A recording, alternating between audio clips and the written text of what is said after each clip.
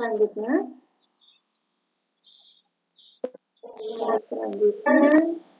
di sini ada perkembangan perilaku anak usia 3 sampai 4 tahun yang perlu dikembangkan.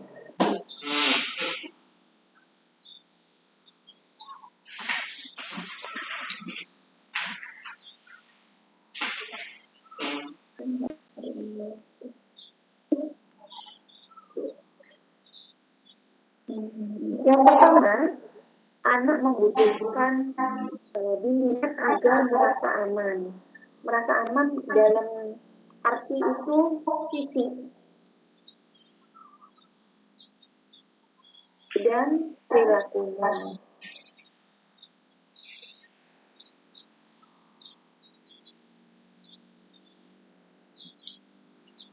Nah, merasa aman dalam fisik artinya itu tidak dalam kejadian atau tidak membahayakan anak atau tidak mengikutkan anak dalam kejadian yang membahayakan. Misalkan yang pertama adalah kebakaran, terus racun atau gigitan atau kecelakaan seperti itu. Yang kedua adalah perilaku. Perilaku maksudnya yaitu lingkungan itu dapat menimbulkan bahaya bagi dirinya jika mereka berperilaku kurang berhati-hati. Jadi makanya yang pertama perkembangan perilaku anak usia dini yang perlu dikembangkan adalah anak merasa aman. Yang kedua adalah anak membutuhkan bimbingan untuk menjaganya agar tetap sehat dari segi fisik dan emosional. Kalau di dalam K13 di dalam fisik motorik itu ada 3 kan, motorik kasar, motorik halus, dan kesehatan gitu ya. Nah, untuk tetap sehat ini ada 2 lagi, kebersihan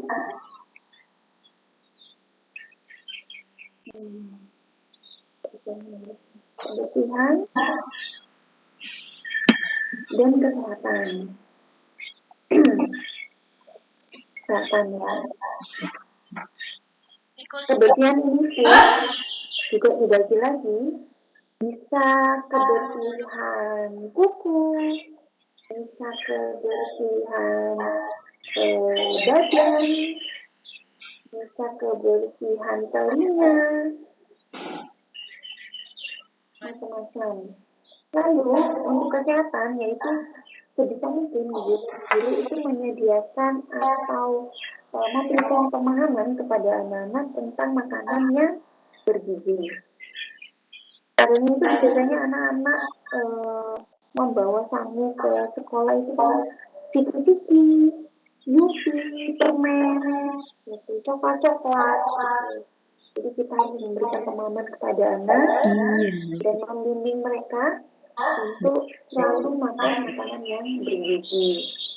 Lalu yang ketiga adalah anak membutuhkan bimbingan agar dapat mengembangkan kesadaran sosial dan kemampuan berinteraksi dengan orang lain. Yang ketiga ya, jadi dibedakan sama saya jadi 2. Sebenarnya sama, ini satu judul. Kalau di modul ini masuk modul nomor 3 di halaman 25.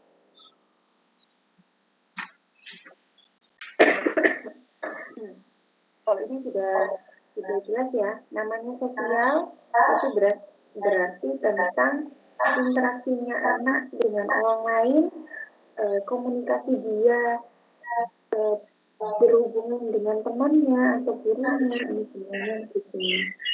Lalu yang keempat, ini sama juga, ini sebenarnya sama aja, cuma dibedakan 2.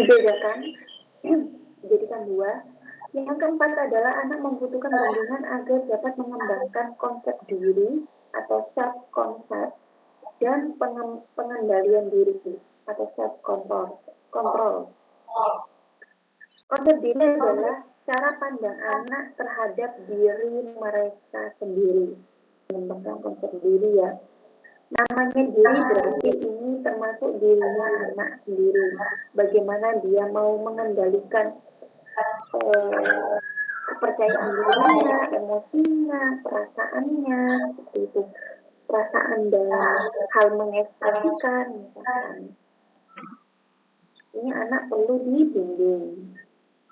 Kita lanjut lagi ke prinsip pengembangan perilaku. Itu dibagi menjadi 3 di modul.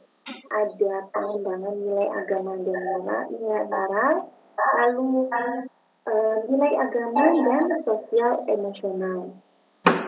Untuk nilainya, prinsipnya yaitu yang pertama, penuh kasih sayang, terus kesempatan pada anak untuk berdiskusi, membangun kedekatan perasaan, kepercayaan, pemahaman, lalu mendukung anak untuk berinteraksi dengan orang lain, seperti itu. Apa saja yang termasuk dalam kategori atau indikator moral, itu termasuk semua di sini. Yang kedua adalah nilai agama. Namanya nilai agama berarti hal-hal yang berbau dengan spiritual. Jadi bagaimana kita untuk mengembangkan atau menanamkan nilai-nilai agama kepada anak, yaitu dengan melakukan pembiasaan.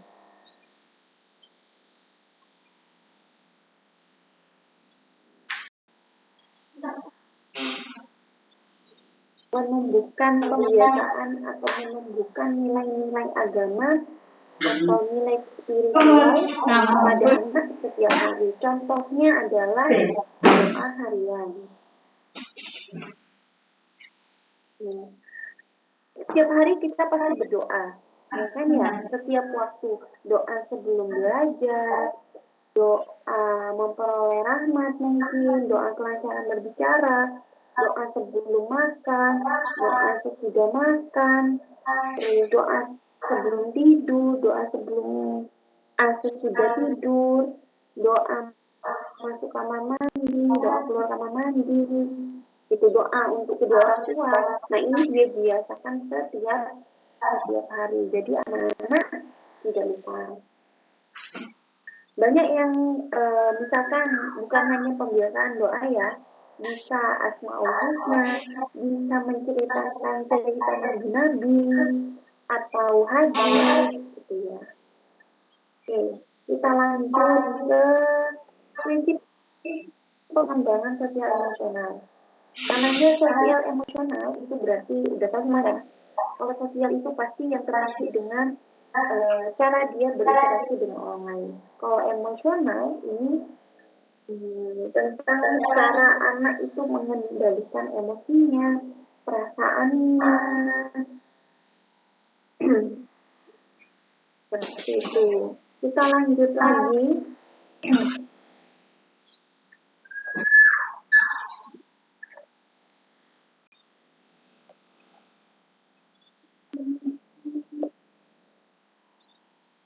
Kita lanjut lagi ke prinsip pengembangan kemampuan dasar. Nah, prinsip kemampuan dasar ini ada 3, yaitu kognitif, bahasa, sama fisik. Untuk kognitif, ini bisa prinsip-prinsipnya bisa dilihat di modul. Ini ada menyediakan banyak kesempatan untuk anak mempelajari keterampilan. Biasanya di indikatornya kognitif itu biasanya di belakang adalah menyajikan kegiatan dengan karya seperti itu. Ini keterampilan, lalu memberikan dukungan atau semangat kepada anak saat melakukan kegiatan, membantu anak untuk memahami informasi yang kita berikan kepada anak. Lalu katakan pada anak akan menjadi dan bantu mereka. Jadi misalkan anak-anak itu tidak tahu cara membuat segitiga dari 4 sisi misalkan. Kita tanya kepada anaknya, gimana? Sudah selesai? Nggak tahu. Misalkan anaknya jawab seperti itu. Ibu-ibu bisa membantu dia, jangan seakan-akan mereka tahu semuanya, enggak.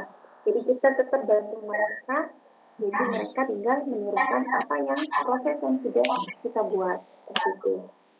Lalu berikan contoh yang baik dan bantu anak itu untuk mengingat. Jadi biasanya di kegiatan penutup kan menceritakan apa kegiatan apa saja yang dilakukan hari ini. Itu adalah proses membantu anak untuk mengingat apa aja kegiatan yang sudah dilakukan anak hari ini. Gitu. Lalu untuk bahasa, namanya bahasa berarti ini ada indikator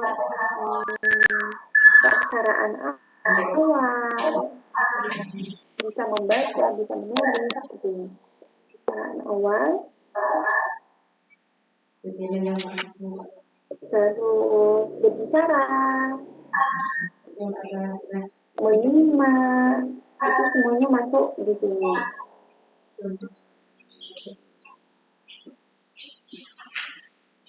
Bercerita, itu ya.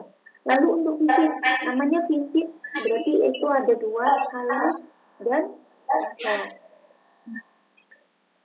Kalau untuk kasar, berarti ini berkaitan dengan outdoor.